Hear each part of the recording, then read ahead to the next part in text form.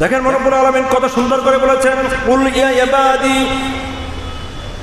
রব্বুল আলামিন তার বান্দাদেরকে তুই করে সম্বোধন করেন নাই, কারণ আল্লাহ রব্বুল আলামিন যারা পাপে নিবেদিত ছিল, যারা নিজেদের উপর অত্যাচার করেছে, তাদেরকে উপলক্ষ করে আল্লাহ কিন্তু তুই শব্দ ব্যবহার করতে পারতেন। দেখেন কেউ যদি সুদ খায় তাদেরকে আমরা ডাইরেক্ট বলি হে সুদখোর অমুক। কেউ যদি কোনো গুনাহ করে থাকে তাকে ওই গুনার নাম ধরে আমরা বলি হে ওই গুনাহকারী, অমুক গুনাহকারী। কেউ যদি কোনো কাজ করে থাকে ওই নামে আমরা সম্বোধন করি, মানে আমরা কটাক্ষ করে সম্বোধন করি। কিন্তু রব্বুল আলামিন তাদের পাপী বান্দা তাদেরকে আল্লাহ সম্মান দিয়ে বলেছেন, কুল ইয়া ইবাদি, হে আমার বান্দাগণ, আল্লাযী আসরাফু আলা আনফুসিহিম, হে আমার বান্দাগণ, তোমরা যারা নিজেদের উপর অত্যাচার করেছো, নিজেদের নফসের উপরে যারা অত্যাচার করেছো, অবিচার করেছো, আল্লাহ তাদেরকে বলেন হে আমার বান্দাগণ, লা তাকনাতু মির রাহমাতিল্লাহ, তোমরা যারা অবিচার করেছো নিজেদের উপরে, তাদেরকে বলছে হে আমার বান্দাগণ, তোমরা কখনোই তোমরা বিহ্বল হবে হতবিহস্ত হয়ে বিপদগ্রস্ত হয়ে পড়বে না, মানে তোমরা চিন্তায় মগ্ন হবে না, তোমরা নিরাশ হয়ে যাবে না, কারণ আমার রহমত থেকে তোমরা কখনোই বঞ্চিত হও নাই। আল্লাহর বান্দাদেরকে সম্বোধন করে বলেন হে আমার বান্দাগণ, তোমরা নিজেদের উপর যতই অত্যাচার করো না কেন, তোমরা কখনোই আমি আল্লাহ রহমত থেকে তোমরা বঞ্চিত হবে না।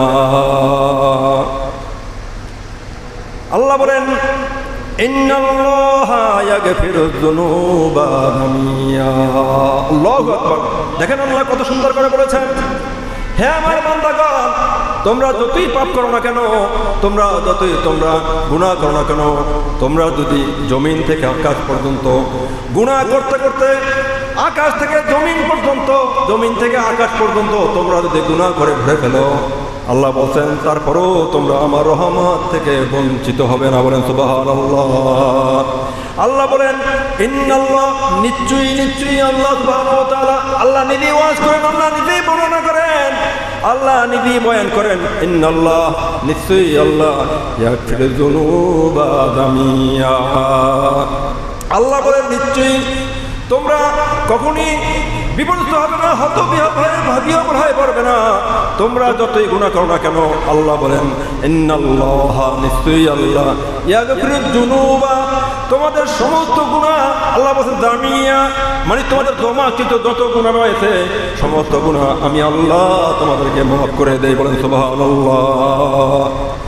দেখেন আমরা নিরাশ হয়ে পড়ি, অনেকে চিন্তা করে আমি এত গুনাহ করেছি, আমি আমার গুনার পরিমাণ এতটাই, তাহলে মনে হয় আল্লাহ আমাকে মাফ করবে না। এর মানে অনেকেই ভাবে আমি এত গুনাহ করে ফেলেছি, আল্লাহ আমাকে মাফ করবে না। ভালো করে কান দিয়ে তাতে বোঝা যায় মানুষ আল্লাহর বান্দাগণ যারা রয়েছে, আল্লাহর হাবিব সাল্লাল্লাহু আলাইহি ওয়াসাল্লাম যারা রয়েছে, তারা আল্লাহকে গুনার ব্যাপারে অক্ষম মনে করে। কি মনে করে? অক্ষম মনে করে, ভাবে আল্লাহ আমাদেরকে মাফ করবেন, আল্লাহ অক্ষম। কারণ আমি এত গুনাহ করেছি, আমি আমার জীবন জন্ম থেকে এই ধরুন 60 বছর হোক, 70 বছর হোক, 80 বছর হোক, এই পর্যন্ত আমি কত গুনাহ করেছি। যখনই আমরা তার ব্যক্তিগতভাবে যদি আমরা চোখ বন্ধ করে আমাদের গুনার দিকে তাকিয়ে তার গুনার দিকে তাকাই, তখন আমরা বুঝি আমরা জন্ম থেকে এ পর্যন্ত কত গুনাহ করেছি। হায় রে হায়, মনে হয় আমাদের গুনাহ আল্লাহ সুবহানাহু ওয়া তাআলা মাফ করবে না। এই প্রসঙ্গে আমি একটি আয়াত নিয়ে আসি আপনাদের সামনে। সহিহ হাদিসের বর্ণনা, একজন মুসলমানের কওমের সময় আল্লাহর হাবিব সাল্লাল্লাহু আলাইহি ওয়াসাল্লাম তিনি বর্ণনা করতেন সাহাবীদের কাছে, মুসা আলাইহিস সালামের ঘরে, মুসা আলাইহিস সালামের জামানার সময় এক ব্যক্তি গুনাহ করে ফেলেছিল। তিনি এত গুনাহ করেছিল, গুনার পরিমাণ পাহাড় সমপরিমাণ হয়ে গিয়েছিল। তিনি 99টা খুন করে ফেলেছিল। কয়টা? 99টা খুন করে ফেলেছিল। তখন তার মনের মধ্যে চিন্তা চলে এসেছিল, হায় রে হায়, আমি কি করেছি? আমি একটা নয়, দুইটা নয়, 99টা আমি খুন করে ফেলেছি। হায় রে হায়, আল্লাহ কি আমাকে মাফ করবে? অবশ্যই তো আমার মাফ হওয়া দরকার। আমি এতগুলো মানুষ হত্যা করেছি, তাহলে মনে হয় আমাকে আল্লাহ মাফ করবে না। তিনি একজনের কাছে বলল, হে ভাই তোমরা কি জানো মহান রব্বুল আলামিন আমি 99টা খুন করেছি, আমি কার কাছে গেলে আমি সমাধান পাবো? আল্লাহ সুবহানাহু ওয়া তাআলা আমাকে কিভাবে আল্লাহ মাফ করবে কিনা আমার জানা দরকার। একটা তিনি একজনের পরামর্শে একজন পাদ্রীর কাছে গেল। পাদ্রীর কাছে যাওয়ার পরে তাকে বলল, হ্যাঁ পাদ্রী, আমি এ পর্যন্ত 99টা খুন করেছি এবং অসংখ্য গুনাহ করেছি, অসংখ্য পাপ করেছি। এমন গুনাহ নয়, এমন পাপ নাই আমি করি নাই। হ্যাঁ পাদ্রী, আপনি বলুন মহান রব্বুল আলামিন আমাকে মাফ করবে কিনা। পাদ্রী তার কথা শুনে হতবাক হয়ে গেল। বলে কি, একটা নয় 99টা খুন করেছে? না না না, তুমি একটা না দুটা না 99টা খুন করেছো, তোমাকে মহান রব্বুল আলামিন কখনই মাফ করবে না। আল্লাহর হাবিব সাল্লাল্লাহু আলাইহি ওয়াসাল্লাম ঘটনা বলতেছিলেন তার সাহাবীদের কাছে। তখন ওই খুনি কি করে চিন্তা করেছে, এ কি বলো পাদ্রী, কি বললো পাদ্রী, আল্লাহ আমাকে নাকি মাফ করবে না, তখন মাফই করবে না। আমি 99টা খুন করেছি, এই পাদ্রীকে খুন করে আমি 100টা আমি পূরণ করে ফেলবো। ওই খুনি ওই পাদ্রীকে খুন করে 100টা খুন তার পূর্ণ করে ফেললো। তখন খুন করার পরে আবার কয়েকদিন কয়েক মাস অতিবাহিত হওয়ার পরে ওই যে খুনি আবার তার মনের মধ্যে বিস্মিত হয়ে গেল। তিনি আবার বিস্মিত হয়ে গেল, হায় রে হায়, আমি 100টা খুন করেছি, মহান রব্বুল আলামিন আমার গুনাহ কি মাফ করবে না? তখন আবার মানুষের কাছে পরামর্শ নিল, হে আমার প্রতিবেশী, হে আমার সম্প্রদায়, হে আমার বন্ধুগণ, তোমরা কি বলতে পারো আমি এই পরিমাণ গুনাহ করে ফেলেছি, আমি কার কাছে গেলে আমি এর সমাধান পাবো? তখন ওই লোকজন বলল, তুমি অমুক এলাকায় চলে যাও, সেখানে অনেক আলেম রয়েছে, ওখানে অনেক সম্প্রদায় রয়েছে যারা কোরআন আল্লাহর কিতাব সম্পর্কে তারা অবগত রয়েছে, যারা ভালো মাথা সম্পর্কে তারা অবগত রয়েছে। এই কথা শোনার পরে ওই যে 100 খুন করে ফেলেছে ওই খুনি, তিনি সিদ্ধান্ত নিয়েছে আমি তাহলে ওই আলেমের কাছে আমি আমার গুনাহ মাফের জন্য প্রশ্ন করার জন্য তার কাছে আমি যাব। দেখেন প্রতিমধ্যে হাদিস এসেছে ওই গুনাহ ওই খুনি যখনই রওনা দিয়েছে প্রতিমধ্যে ওই খুনি মৃত্যুবরণ করেছে। যাই হোক, আমরা অনেকেই জানি মালাকাত মওত আতাই আমাদের শুধু জান কবজ করে, কিন্তু বিভিন্ন হাদিসে মুসলিম শরীফে বুখারীতে ইবনে মাজায় অনেক রওয়ায়াত রয়েছে হাদিসের সম্পর্কে। যখনই কোনো ব্যক্তি মারা যায় আর মারা যাওয়ার পরে সে যদি আল্লাহর পথ থেকে মৃত্যুবরণ করে, তখন তার রূহ রহমতের ফেরেশতা তার রূহ কবজ করে থাকে। আর কোনো বান্দা যদি পাপে নিমজ্জিত হয়ে গুনাহগারী হয়, যদি কেউ মৃত্যুবরণ করে, তাহলে মহান রব্বুল আলামিনের আদেশে যেই ফেরেশতারা বদ এবং গুনাহ দ্বারা হিসাব নিকাশ করে থাকে, তারা ওই ব্যক্তির জান কবজ করে ফেলে। ওই খুনি 100টা খুন করার পরে 2 দল ফেরেশতা, রহমতের ফেরেশতা এবং বদ ফেরেশতাদের মধ্যে তর্ক বিতর্ক হলো। এক দল বলতেছে আমি এর জান কবজ করবো, কারণ হলো এ রহমত এ আল্লাহর কাছে আল্লাহর স্পেশাল বান্দা, আমরা এদের জান কবজ করবো। আর এক দল বদ ফেরেশতা তারা চিন্তা করলো, না না না, এই ব্যক্তি গুনাহগারী হয়ে মৃত্যুবরণ করেছে, আমরা এর জান কবজ করবো। 2 দল ফেরেশতা, রহমতের ফেরেশতা, আর এক দল হলো বদ আমলের ফেরেশতা, বদ হিসাবকারী ফেরেশতা। তারা বললো তার কাজ করা হোক, যে তোমরা দেখো তিনি যে পর্যন্ত এসেছে তিনি ভালো কাজ করে এসেছে কিনা, খারাপ কাজ এসেছে কিনা, সেটা আমরা হিসাব নিকাশ করি।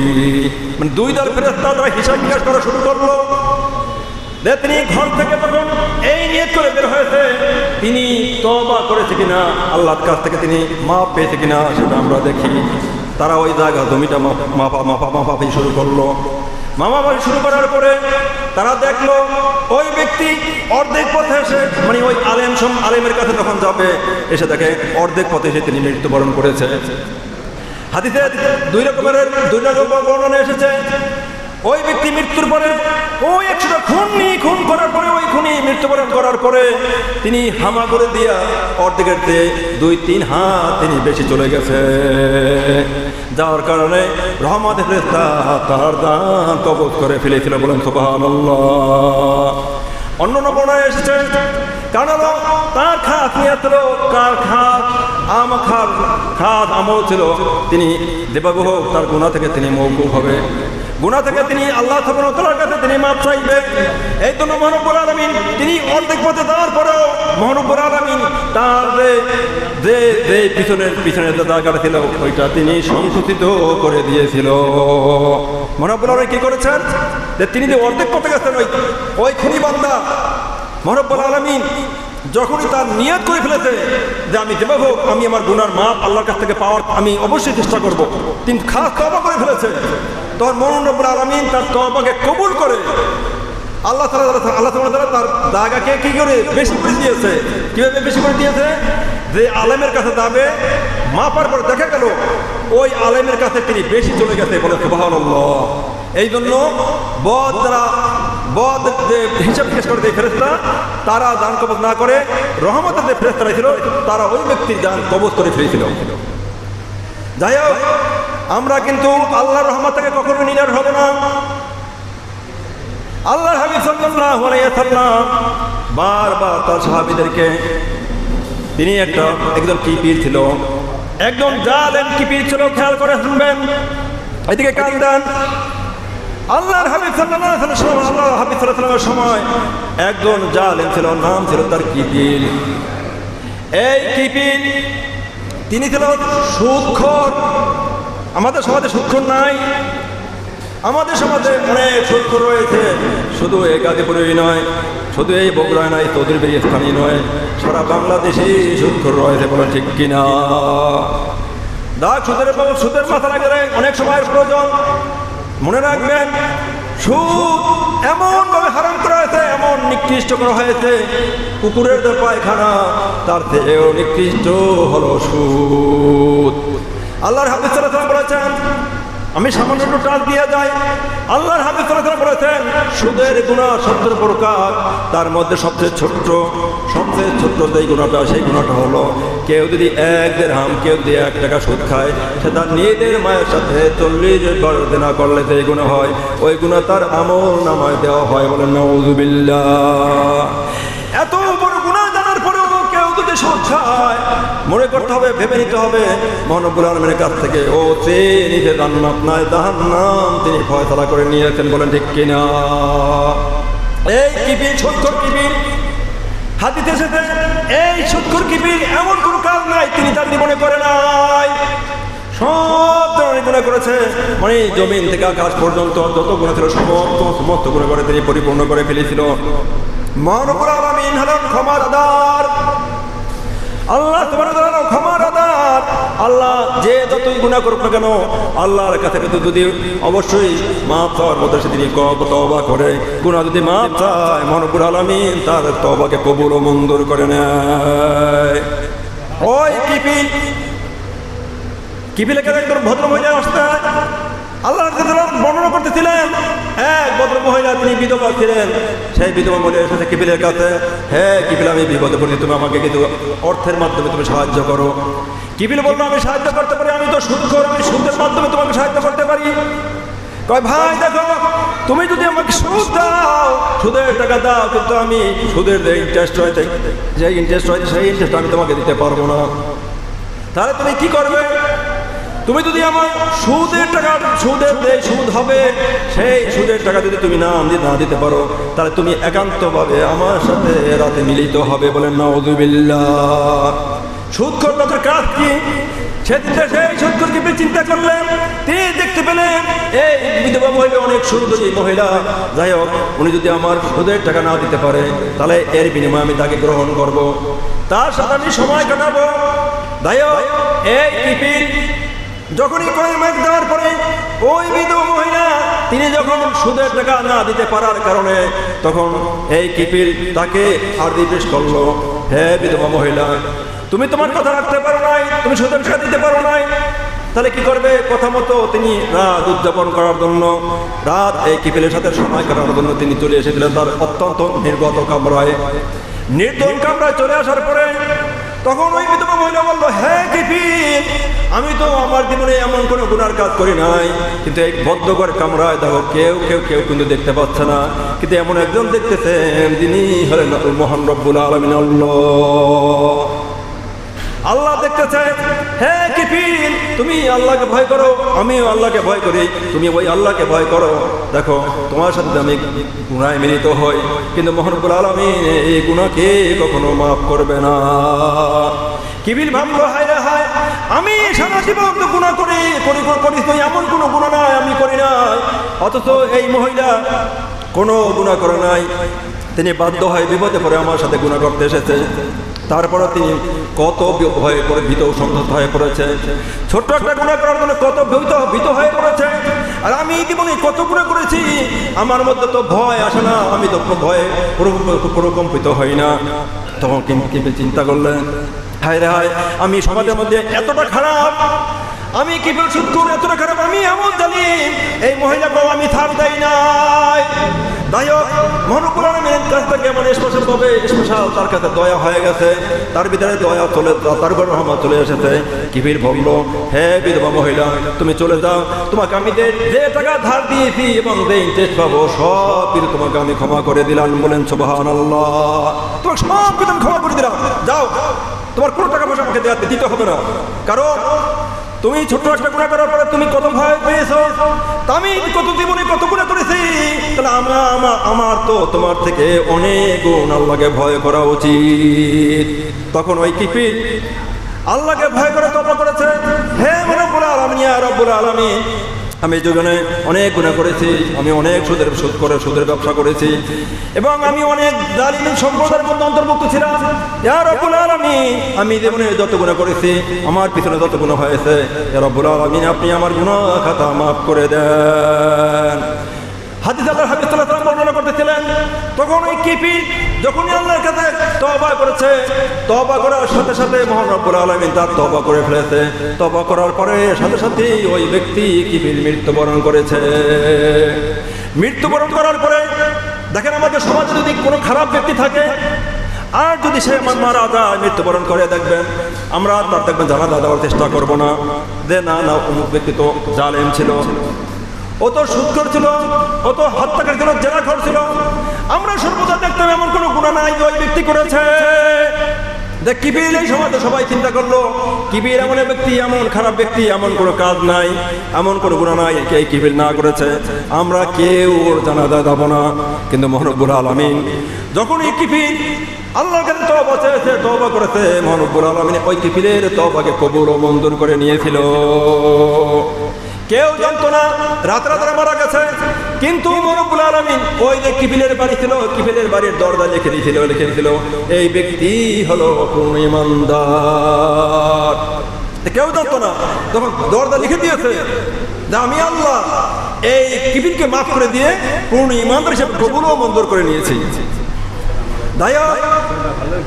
আমরা অনেক গুনাহ করে ফেলি, গুনাহ করার পরে চিন্তা করি, হায় হায়, মহান রব্বুল আলামিন আমাদেরকে মাফ করবে না। আল্লাহকে অক্ষম মনে করে, কি মনে করে? অক্ষম মনে করে আল্লাহ আমাদের মাফ করবে না। কিন্তু না, আমরা যে যখনই গুনাহ করি, আমরা আল্লাহর কাছে সেই গুনাহ থেকে পানা পাইব ইনশাআল্লাহ। দেখেন, উত্তম পাপী, উত্তম গুনাহগারী হলো ওই ব্যক্তি যে ব্যক্তি গুনাহ করলো, গুনাহ থেকে যখনই আল্লাহর কাছে মাপ চায়, ইয়া রব্বুল আলামিন, আমি গুনাহ করেছি, আমি বুঝতে পারি নাই, আমি শয়তানে ফিরে পড়ে আমি অনেক গুনাহ করে ফেলেছি, ইয়া রব্বুল আলামিন, আমি আর কখনই এই গুনাহ করব না, আল্লাহ আপনি আমাকে মাফ করে দেন। এই ব্যক্তি হলো উত্তম পাপী। কারণ অনেকে দেখবেন পাপ করে, পাপের পর পাপ করে, কিন্তু আল্লাহর কাছে মাপ চায় না, আল্লাহর কাছে মাপ চায় না, আর আল্লাহ তাকে মাফ করে না, মার্জনা করে না। আর উত্তম পাপী হলো সে যখন গুনাহ করে, ওই গুনাহ চিন্তা করে, হায় রে হায়, আমি যে কোনো নিরতিবাদী হোক, আমি গুনাহটা করে ফেলেছি, আসলে এই গুনাহটা আমার করা উচিত হয় নাই, আমি গুনাহটা করে ফেলেছি, হায় রে হায়, আল্লাহ আমাকে মাফ করে কিনা জানি না, তবু আমি আল্লাহর কাছে আমি তওবা নসিহত করে ফেলি। তওবা হলো তিনি প্রকার। ইমাম নববী রাহমাতুল্লাহ তিনি বলেছেন, তওবা হলো 4 প্রকার। 3 প্রকার তওবা হলো, প্রথম প্রকার তওবা হলো কেউ গুনাহ করে ওই গুনাহ পিছনে গুনাহ থেকে সে মাপ চাইবে আল্লাহর কাছে, কখনোই সে গুনাহ করবে না। এর উপর আমি পিছনে যে গুনাহ করেছি এই গুনার দিকে আমি কখনোই ফিরে যাব না। দ্বিতীয় হলো আমি যে গুনাহ করেছি এই গুনাহ আল্লাহ রাব্বুল আলামিনের কাছে মাপ চাইতে হবে যে আল্লাহ আমি পিছনে যত গুনাহ করেছি আল্লাহ কেউ না জানলেও আপনি তো আমার গুনাহ সম্পর্কে অবগত রয়েছেন। ইয়া রাব্বুল আলামিন আমার পিছনে যত গুনাহ রয়েছে আমি ওই গুনাহ আর কখনোই করব না, আল্লাহ আমাকে আপনি এই গুনাহ থেকে আপনি মাফ করে দেন। আর তৃতীয় প্রকার তওবা হলো আমি পিছনে যে গুনাহ করেছি বর্তমানে তো সেটা আমি করবই না এবং ভবিষ্যতে এই ধরনের গুনাহ আমি কখনোই করব না। এই তওবা 3 প্রকার তওবা। ইমাম নবী রাহমাতুল্লাহ আলাইহি তিনি বলেছেন, এর সাথে আরেকটা তিনি সংযুক্ত করেছেন, আরেকটা হলো কেউ যদি গুনাহ করে ফেলে পিছনের দিক, কেউ যদি সিয়াম পালন না করে, কেউ যদি জিনা করে ফেলে, কেউ যদি বান্দার হক মেরে ফেলে, তিনি পার্থক্য করেছেন কেউ যদি আল্লাহর হক মারে, কেউ যদি নামাজ না পড়ে রোজা না থাকে সেটা রব্বুল আলামিন মাফ করে দিবেন, কিন্তু কেউ যদি বান্দার হক মারে সেটা কখনোই রব্বুল আলামিন মাফ করবে না। ইমাম নবী রাহমাতুল্লাহ বলেছেন এই তার গুনাহ বান্দার হক এটা কখনোই আল্লাহ মাফ করবে না। কারণ দেখেন অনেকেই মনে করে আমি মনে আল্লাহর সংবাদ মারি এটা আল্লাহর সাথে সম্পৃক্ত। না রব্বুল আলামিন বলেছেন যত প্রকার গুনাহ রয়েছে আমি সব ধরনের গুনাহ আমি বান্দাকে মাফ করে দেবো যদি ভালোভাবে সে মাফ চায়, কিন্তু বান্দার সাথে যদি বান্দার হক থাকে তাহলে আমি কখনই মাফ করব না। আল্লাহর হাবিব সাল্লাল্লাহু আলাইহি ওয়াসাল্লাম বলেছেন কিয়ামতের মাঠে অনেকে বড় ধরনের ইবাদত নিয়ে উঠবে, বিশাল ইবাদত নিয়ে উঠবে, ওঠার পরে তিনি দেখবে হায় রে হায় আমার নামাজের কত বড় ইবাদত, আমার দানের কত ইবাদত, আমার সিয়ামের কত বড় ইবাদত। তিনি তো যে এই ইবাদত দেখে তিনি তো আনন্দে আত্মহারা হয়ে যাবে। আল্লাহর হাবিব সাল্লাল্লাহু আলাইহি ওয়াসাল্লাম বলেছেন কিয়ামতের মাঠে ওই ব্যক্তি সবচেয়ে নিঃস্ব হয়ে যাবে যখন তার অনেক ইবাদত বন্দী দেখবে, তিনি ভরপুর তার আমল দেখবে, কিন্তু ওই আমল থেকে বান্দার হক দিতে দিতে দিতে একেবারেই নিঃস্ব হয়ে যাবে। আল্লাহর হাবিব সাল্লাল্লাহু আলাইহি ওয়াসাল্লাম বলেছেন কিয়ামতের মাঠে এই ধরনের লোক যারা যাবেন তারা সবচেয়ে হবে নিষ্ফল, মানে দিশাহারা হয়ে যাবে, হায় রে হায় আমার কত বড় আমল, কিন্তু বান্দার হক দিতে দিতে কি সে শূন্য হয়ে যাবে। এর মানে তার খালি হাতে আমল নিতে হবে, তিনি জান্নাতে দেওয়ার পথ প্রশস্ত হয়ে দেওয়ার উপক্রম হবে, কিন্তু রব্বুল আলামিন বান্দার হকের কারণে তার আমল নামা শূন্য করে দিয়ে তাকে জাহান্নামে অবধারিত করে দিবে।